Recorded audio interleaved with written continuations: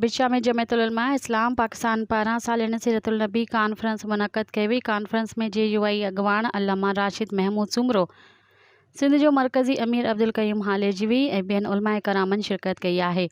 हज़ारनि माण्हुनि पारां सीरतुल नबी कॉन्फ्रेंस में शिरकत कई वई। इन मौक़े ते JUI सिंध जे अगवान अल्लामा राशिद महमूद सुमरो जो चवणु हो त अॼोके जलसे जो मक़सदु दीन जी ख़िदमत सां गॾु मुल्क में थींदड़ ज़ुल्म ख़िलाफ़ आवाज़ उथारणु आहे।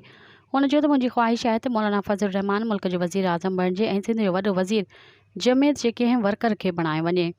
उन लाइ असां अवाम वटि वेंदासीं ऐं अवाम खां वोट वठंदासीं। इस्टेब्लिशमेंट छा थी सोचे उन बाबति मूंखे का ॼाण न आहे।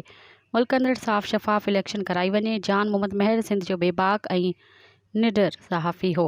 पहिरीं ॾींहं खां मुंहिंजो मौक़िफ़ रहियो आहे त शहीद जान मोहम्मद महर जे खून सां इंसाफ़ कयो वञे। सखरंड वाक़े बाबति पुलिस ऐं रेंजर्स जो चवणु आहे त जंहिं घर ते चढ़ाई कई आहे उहे घुरिबल हुआ। जेकॾहिं घुरिबल हुआ त उन्हनि खे अदालत जे कठड़े में आंदो वञे हा। पुलिस ऐं रेंजर्स खे गोलियूं हलाइण जो को इख़्तियार न आहे। बशीर मेमण खे सियासत में भले कार कयूं था।